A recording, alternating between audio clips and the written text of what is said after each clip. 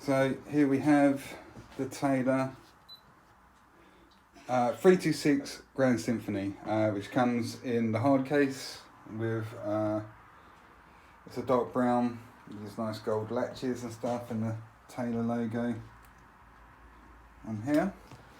Open up the case. I've got this Grand Symphony sized guitar. They say it's got the darkened edges, sunburst, whatever they call it.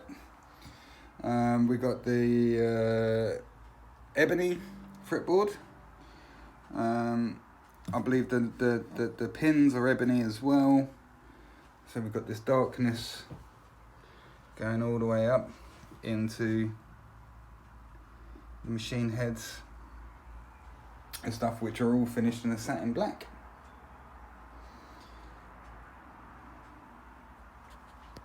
Okay, babe. No. Just record with this a second, because I can't hold that.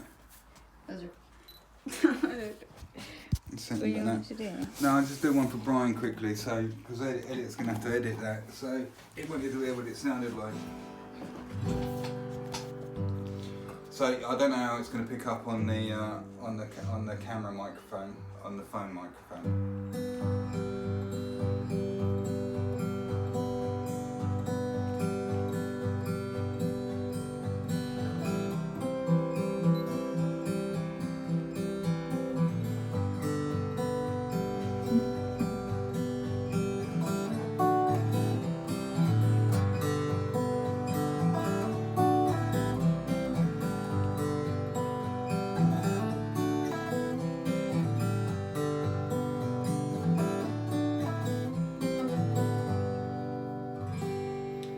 So yeah, the strings on this are wider. It's got the neck is slightly shorter scale, which allows the strings to be held at a lower tension to achieve their desired notes, which allows the strings to be more playable. Basically, it's a lot easier on the fingers if you're a beginner guitarist.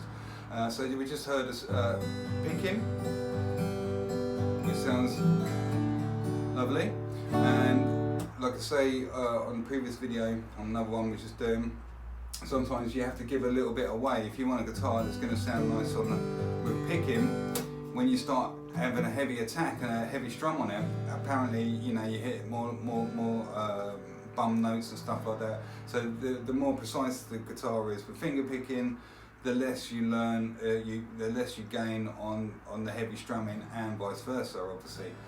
So let's have a bit more of a heavier attack.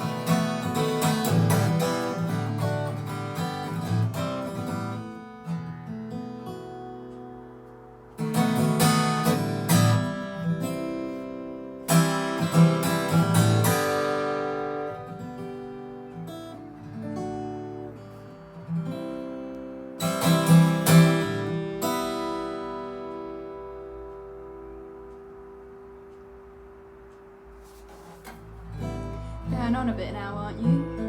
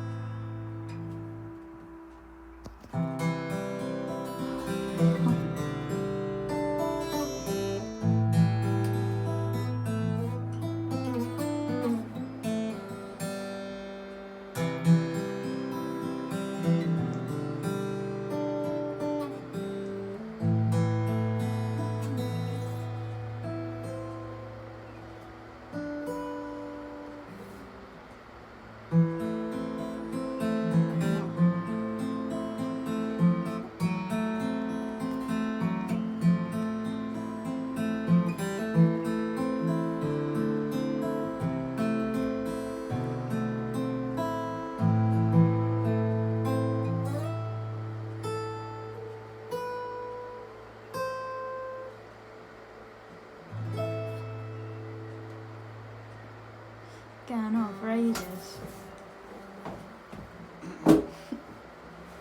I'm not playing the other guitar, are you? Let's quick video this one, just hold it Oh my on. god, he took so many videos away. I know, I'm just going to, just as a demonstration. Ready? It's recording, I believe. Oh yeah. Ready? So just so, obviously we just heard the Taylor. So just as a comparison to a cheaper guitar.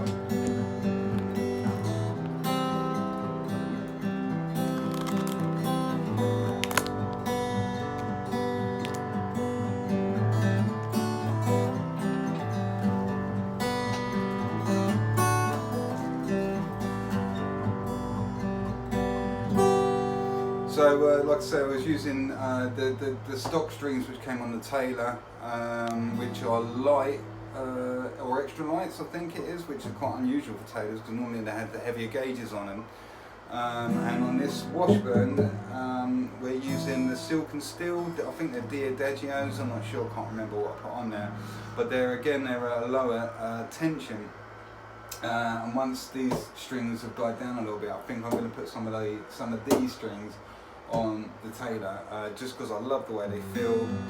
They're not as taut as the steels or the usual strings, but they're not as loose and dull as the nylons. So yeah, you got a nice silky feel,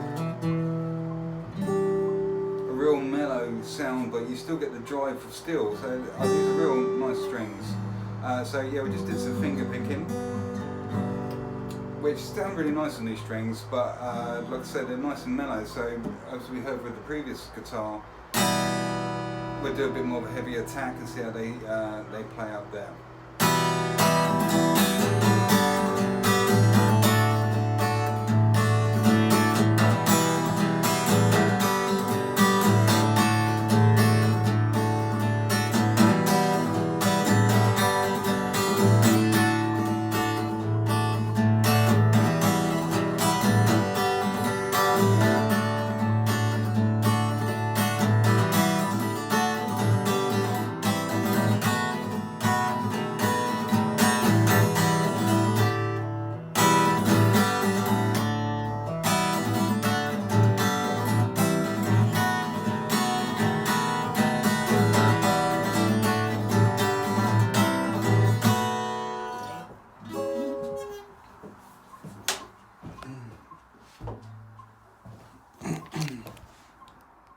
So yeah, there we have it. Two very different guitars. Although there was a bit of a difference between the two of them because it's running different strings on both the guitars, and then the Taylor being such a higher quality guitar with the solid mahogany top and the urban ash sides and back and stuff like that. When we was into the finger picking and playing the strings and notes separately, I don't think there was probably that much difference between them. I think the Taylor probably pipped it with the clarity of the notes and everything, but it wasn't until we started playing those chords where it was really heavily hitting those strings on the Taylor, you could really hear all the different notes resonating so nicely together, whereas on the Washburn, using those different strings, when we smashed those notes all together, they just seemed to be a little bit mixed up, and you couldn't really pick anything out of it. It was just like one clangy sort of tinny kind of noise, which was all right, but it just nowhere near as good as the Taylor. So that's where it, in my opinion, really made the difference. So yeah, if you're a budding guitarist, yeah, you get to a certain level, it's time to pick the ball up and invest in a quality guitar, and then you can take yourself just a little bit further, I think. And so yeah, it's all thumbs up from me for the Taylor guitar. It's a good piece of equipment.